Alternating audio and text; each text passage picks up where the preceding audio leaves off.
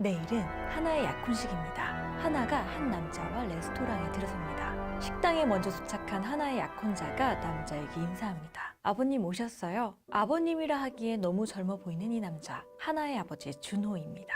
준호가 하나를 키우기 시작한 건 15년 전. 하나는 초등학교 4학년 때 풍랑으로 부모님을 모두 잃었습니다. 하지만 IMF로 모두가 힘들던 시기라 하나를 선뜻 맡아줄 친척이 없었죠. 그때 아주 먼 친척이었던 27살 준호가 나타나 복잡한 절차를 거쳐 하나를 입양합니다. 그들은 바닷가 마을에서 살다가 8년 전 서울로 올라왔죠. 어린 하나는 어느덧 26이 되었고 드디어 내일 결혼을 하는 겁니다. 사실 오늘 하나의 약혼자가 준호에게 부탁한 게 있었습니다.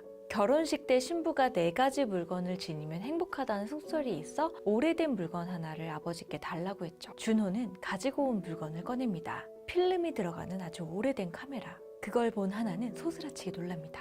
그 카메라는 그들의 은밀한 비밀이 담긴 물건이었습니다. 카메라는 옛날에 죽은 어떤 노인의 것이고 그 필름에는 그 노인이 죽어가며 본 살인자의 모습이 담겨 있을 것입니다. 8년 동안 잊고 살았는데 갑자기 나타난 물건. 당황하는 하나를 두고 준호는 자리를 먼저 뜹니다.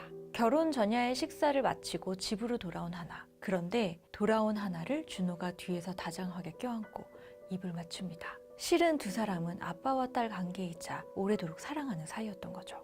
사실 하나는 결혼을 통해서 어떻게든 벗어나고 싶었습니다. 아직 젊으니까 정상적인 상대를 만나 확실한 행복을 얻고 싶었죠. 하지만 그동안 젊음을 바쳐 자신을 키워주고 노쇠해버린, 사랑하면 안 되지만 11살부터 세상에 유일하게 의존할 사람이었던 이 남자를 하나는 떠나보내기 힘듭니다. 게다가 쓰러져가는 낡은 집에는 비밀이 하나 있었죠. 지난 8년간 한 번도 연 적이 없는 벽장. 그들의 죄를 숨기고 있는 너저분한 벽장이 있었습니다. 하나가 결혼식을 마치고 얼마 뒤 하나는 휴대폰도 전화도 없는 아버지의 집을 직접 찾아갑니다. 그런데 생각지도 못하게 집은 텅 비어 있었죠. 아무도 없었고 흔적도 없었습니다. 하나는 서둘러 그동안 한 번도 연 적이 없던 벽장 문을 벌컥 열었죠. 하지만 벽장 안에는 아무것도 없었습니다. 준호가 처분한 것이죠. 그리고 준호는 사라졌습니다. 과연 이들의 죄는 끝까지 숨길 수 있을까요? 하나는 이제 정상적인 삶을 살 수 있을까요?